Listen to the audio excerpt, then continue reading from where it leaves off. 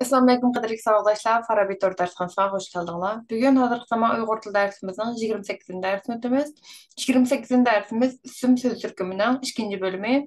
Biz bu dersimizde isimlerin san kategorisi, isimlerin tevellik kategorisi ve isimlerin tevellik kategorisinin kullanılışını görüp çıkımız.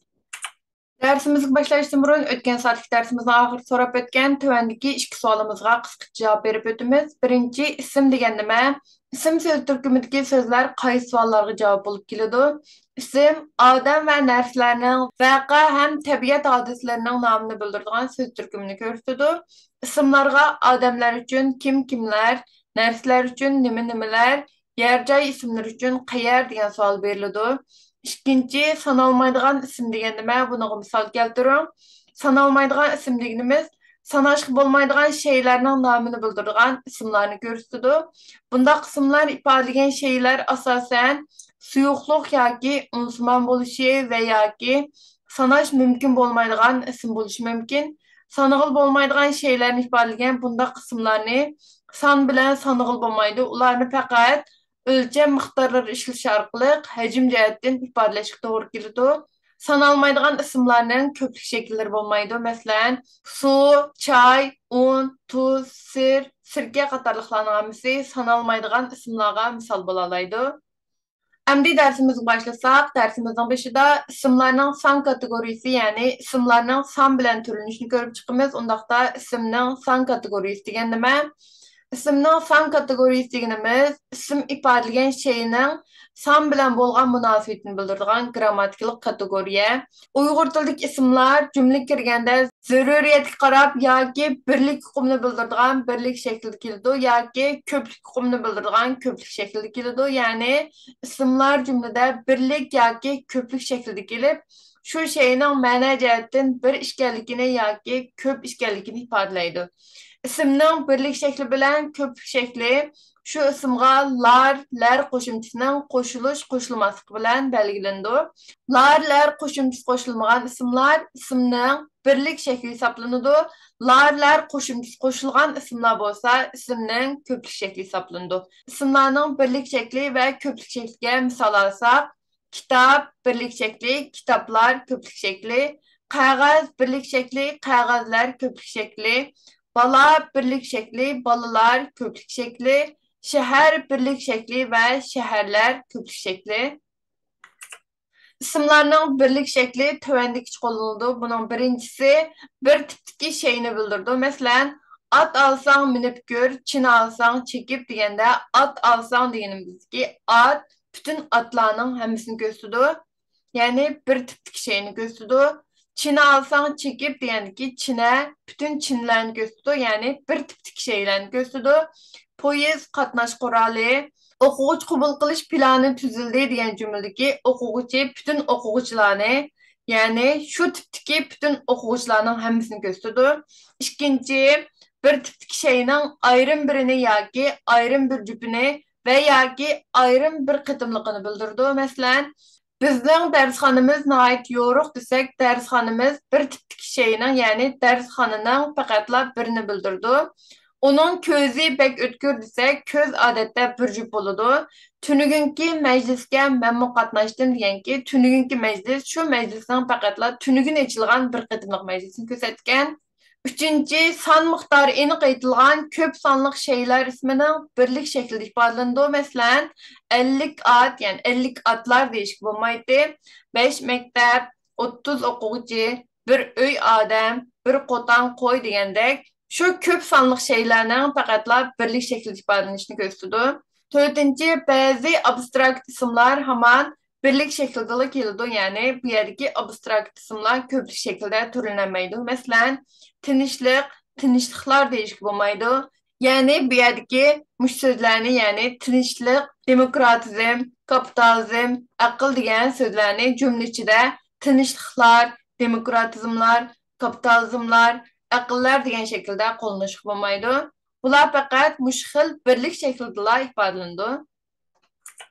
Endi ismlarning ko'plik shaklining qo'llanilishini ko'rib o'tsak, ismning ko'plik shakli tuvandagi qo'llanildi. Buning birinchisi Sanaşlı bolduğan şeyini bildirgüç isimlerinin köplük şekli bir tiptik şeyinin hemmisini yoki ma'lum bir topunu bildirdi. Meselen, yani Lutfullah Mutallibning şu yıllarga cevap degan şiirdagi ikki misrasini alsak, bu yerdagi yıllar odatda sanaşlı bolduğan isimlarga kirdi. Bu binalar bultur silindi. Bu yerdagi binalar binani odatda sanaşlı boludu. Bizning sinfdagi o'quvchilar kelib bo'ldi. Bu yerdagi o'quvchilar şu o'quvchining ko'plik shakli, ya'ni o'quvchilarni sanashib bo'ladi. İkinci, sanaşkı olmaydigan şeyni bildiruvchi ismlarning ko'plik shakli shu shayning har xilligini, hammasini yoki ko'p qitimligini va yoki u yer bu yerda ekanligini bildirdi. Masalan, mundaq ishlar bilan karim yo'q dedi u. Bu yerdagi ishlar shu shayning har xilligini, ya'ni har xil ishlar ekanligini bildirdi. Yigit hayvatlik, igiz, ko'nglim cho'qqilarga, uning ustida olmosdek parqirab turgan qarlarga herismanlik bilan qarab o'tiradi. Bu yerdagi qarlarga shu shayning hammasini yoki shu ko'nglim cho'qqisining bu yerda ekanligini bildirdi. Atiyaz kelishiga dehqonlarning o'y fikri o'sha tog'da qor sularida bo'lib qoldi, ya'ni tog'dan keladigan sularda bo'lib qoldi.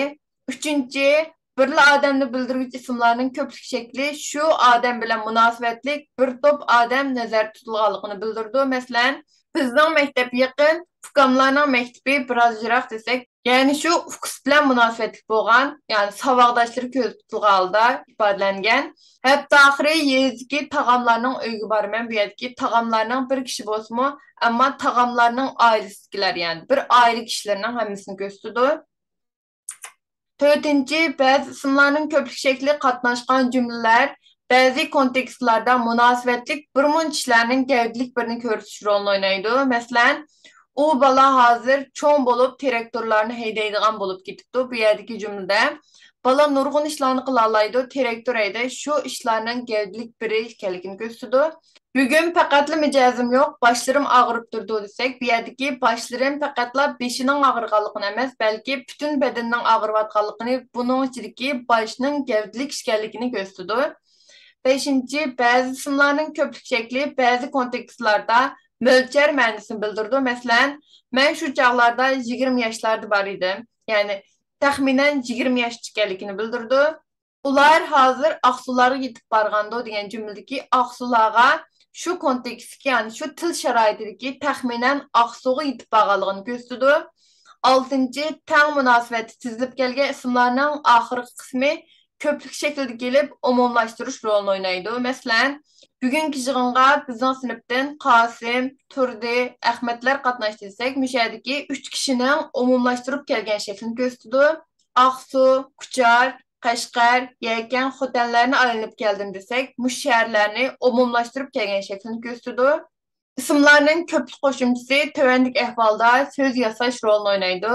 Birinchi 10dan 90gacha bo'lgan oraliqdagi taq so'zlik tartib sonlari bilan aniqlangan yil so'ziga qo'shilsa, shu son pallasi ichidagi 10 yilni ifodalaydigan vaqt ismi yasaldi. Masalan, 50-yillar desak, 50-yildan 59-yilgacha bo'lgan shu yil pallasini ko'rsatdi.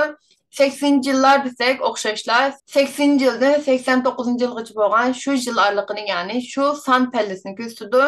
Ikkinchi, 1, 10, 100, 1000, 10,000, 100,000, million qatorliq sonlar qo'shilsa, sondagi xona ismini ifodalaydigan ismlar yasaldi. Masalan, birlar, onlar, yüzler, minglar, 10 minglar, 100 minglar, milyonlar, 10 milyonlar, 100 milyonlar desek, şu qator sonlarning xonasini bildirdi. Uchinchi, ba'zi sifatlarga qo'shilib, shu xil sifatga ega odamlarning umumiyatini bildiradigan ismlarni yasaydi. Masalan, ko'nalar, cho'nglar, qadimgilar, oqlar, qizillar desek, bu yerdagi masalan ko'nlar desek, burunqilarni ko'rsatdi. Cho'nglar desek, ya'ni o'zidan cho'ng bo'lgan odamlarning umumiy shaklini ko'rsatdi. Qadimkilar desek o'xshashlar, qadimda yashagan insonlarning umumiyatini ko'rsatdi.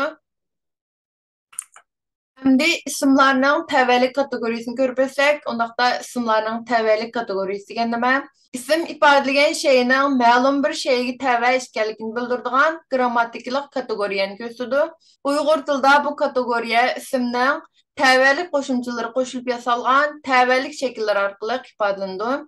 Uyg'ur tilidagi ismlarning tavallik shakllari tavallikchining shaxs tavalligiga muvofiq holda birinchi shaxs, ikinci şəxs və üçüncü şəxs ibarət üç şəxsə bölündü. Birinci şəxs bolsa san cəhətdən fərqlənib birlik və köplükə bölündü. İkinci şəxs aldı bilən ataş tür cəhətdən fərqlənib addi tür, sipahi tür və hörmət tür degan üç türə bölündü. Bulardan addi türü və sipahi türü birlik və köplük bölündü. Hörmət türü bolsa san cəhətdən fərqlənməydi. Üçüncü şəxs mi oxşaşla san cəhətdən fərqlənməydi. İsimnin təvəllük şəkillərinin bu türlərini və onların yazılış əhvalını tövəndiki cədvəldən görüb ötümüz. İsimlərinin təvəllük kateqoriyası tövəndikidək. Birinci şəxs, ikinci şəxs və üçüncü şəxs türü biyədiki birinci şəxs birlik və köplükə, ikinci şəxs bolsa birlik addi türü, köplük addi türü, birlik sipahi türü, köplük sipahi türü və köplük hörmət türü deyəndək müştürlərə ayrıldı. Üçüncü şəxs bolsa heç qandaq türlərə ayrılmaydı. Birinci şəxs birlik türünün qoşumçuları me, im, qatarlıqlar və bulağı misal göstərsək, balam, qəlimim, qolum, közüm qatarlıqlar. Birinci şəxs köplük türünün qoşumçusu miz, imiz, bununla misal göstərsək, balımız, qəlimimiz, qolumuz, közümüz qatarlıqlar. İkinci şəxs birlik addi türünün qoşumçuları ŋ, ın, ün qatarlıqlar və bulağa misal göstərsək, balan, qəlimin, qolun, közün qatarlıqlar. İkinci şəxs köplük addi türünün qoşumçuları ŋlar, inlar, unlar, ünlar. Bulağa misal göstərsək, balanlar, qəliminlar, qolunlar, közünlar qatarlıqlar. İkinci şəxs birlik sipahi türünün qoşumçuları ŋız, ınız. Bununla misal göstərsək, balınız, qəliminiz, qolunuz, közünüz. İkinci şəxs köplük sipahi türünün qoşumçuları ŋızlar, ınızlar, inizlər, ınızlar. Bulağa misal göstərsək, balınız, qəliminiz, qolunuz, közünüz. İkinci şəxs köplük hörmət türünün qoşumçuları. Bununla misal göstərsək, balıları, qələmləri, qolları, közləri. Üçüncü şəxs türünün qoşumçusu si və i. Bununla misal göstərsək, balısı, qəlimi, qolu, közü qatarlıqlar. İsimlərinin təvəllük qoşumçularının qoşuluş qaydasına düşməydiğən bir qism əhvallar mövcud. Bularını görüb ötsək, əslində özük davuş bilan axırlaşqan bolsunmu, lakin keyinki günlərdə özük davuş düşüb qalğan bəzi isimlər, məsələn, əslində su bolğan su sözü V tavuşdan düşüb qilishdən şəkillənən. Bu səbəbdən su sözüge təvəllük ikinci şəxs hörmətdir qoşulğan vaxtda su sözü özünün əsl halını saxlaydı. Təvəllük birinci şəxs qoşumçuları, ikinci şəxs addi tür və sipahi tür qoşumçuları və üçüncü şəxs qoşumçuları qoşulğanda su sözü u tavuşu ü tavuşu özgürdü. Şundaqla təvəllükdən burun y tavuş qoşuldu. Axırqı boğumu uzunaq tələffüz qılındığan polo, yanyo qatarlıq sozuq davuş bilan ayaqlaşqan isimlarga təvəllük qoşumçuları qoşulğan vaqtda isimning axırıga bir y davuş paydo bo'lib, ondan təvəllük qoşumçularının özük davuş bilan axırlaşqan isimlar qoşulduğan variantlar qoşuldu. Məsələn, su degan sözge degan birinci şəxs birlik qoşumçusu qoşulğan vaqtda suyum şəkildə boludu. Birinci şəxs köplükdə suyumuz, ikinci şəxs birlik addi türdə suyun, ikinci şəxs köplük addi türdə suyunlar, ikinci şəxs birlik sipahi türdə suyunuz, üçüncü şəxs addi türdə suyu, yəni bu yerdəki u tavuşu ü tavuşu özgürdü və bir y tavuş qoşulub tələffüz qılındı. Yanyo degan sözge iniz, yəni ikinci şəxs birlik sipahi tür qoşulğan vaqtda yanyoyingiz, yəni bir y tavuş qoşulub tələffüz qılındı. Polo degan sözge in, yəni ikinci şəxs birlik addi tür qoşulğan vaqtda oxşashla bir y tavuş qoşulub poloyin degan şəkildə yazıldı və tələffüz qılındı. İsimnin san kategorisi və isimnin təvəllük kategorisini görüb çıxdıq. Ondaqda bu ikisinin münasibəti degan vaqtda isimnin təvəllük kategorisi isimnin san kategorisi əsasında ifadelandı. İkinci türlü aytqanda təvəllük şəkli kirgan isimlar özünün birlik yoki köplük şəklini saxlaydı. Məsələn, birlik təvəllük şəkli və köplük təvəllük şəkliga misal alsaq, qalemim, qalemlərim, qalemimiz, qalemlərimiz, qalemin, qalemlərim, qaleminlar, qalemlərinlar, Qalamınız, qalamlarınız, qalami, qalamları degəndək birlik təvəllük şəkli bilən köplük təvəllük şəkli bu şəkildə ifadələnir. Əmdi dərsimizin axırda isimnin təvəllük şəkillərinin qollanışını görüb çıxsaq, tövəndiki şəkillərdə qollanıldı. Birinci, egilik geliş şəklindəki şəxs almaçları bilan aniqlanğan isimlər şu almaçның şəxs və sanı bilən muvafiqlaşqan təvəllük şəkli kiridir. Məsələn, menin kitabım, bizning kitabımız, senin kitabın, sizlərinin kitabınlar, sizin kitabınız, silinin kitapları, onun kitabı və onların kitabı degəndək müşxil şəxs almaçları bilən aniqlanğan isimlər şu almaçның şəxs və sanı bilən özara muvafiqlaşqan halda təvəllük şəkli kirilir, yəni təvəllük qoşumçuları qoşuludur. İkinci, egilik geliş şəklindəki yoki egilik geliş xarakterdəki isimlər tərəfindən aniqlanğan isimlər. Üçüncü şəxs təvəllük şəkli kiridir. Məsələn, Qasımның aksi, məktəbinin dərvazası, Gözünün üstü, kino bileti, resim körgəzmisi, tarım dəryası degəndək egilik geliş şəklindəki yoki egilik geliş xarakterdəki isimlər tərəfindən aniqlanğan isimlər. Üçüncü şəxs təvəllük şəkli boyunca türlünüdür. Üçüncü, Uyğur dildə məlum şeyini şu şeyi bilən təvəllük münasibəti bolğan yeni bir şeyinin bəlgisi arqılıq aniqlaydigan igi xəbər birikmələri köp qollanıldı. Bu arqılıq birikmə tərkibində igi olub gələn isimlər haman təvəllük şəklində kiridir, lakin ularning egilik gelişlik aniqlovchiləri bolmaydı. Məsələn, Türkiyə yeri munbət, baylıqı mol, xalqı tirishchan bir dövlət desək, bu yerdəki yeri munbət, baylıqı mol, xalqı tirishchan degəndək igi xəbər birikmələri köp şəkildə qollanıldı və bularning egilik gelişdiki aniqlovchisi bolmaydı.